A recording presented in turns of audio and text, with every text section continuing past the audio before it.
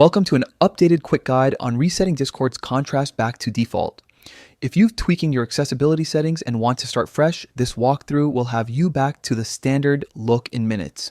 First, open Discord and tap your profile icon in the bottom right corner.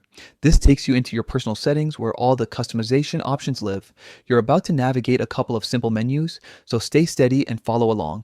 From your profile, locate and select the settings icon. It sits clearly in the same area, ready to lead you into more detailed preferences. Once you're in settings, the next step is to scroll down to find accessibility. This section holds the controls that adjust how you experience Discord, including contrast levels.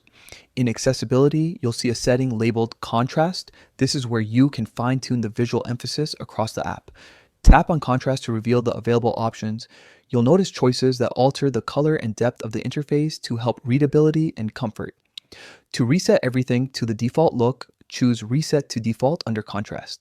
This action restores Discord's contrast to its original design, ensuring a clean, standard appearance without any custom tweaks you may have made previously.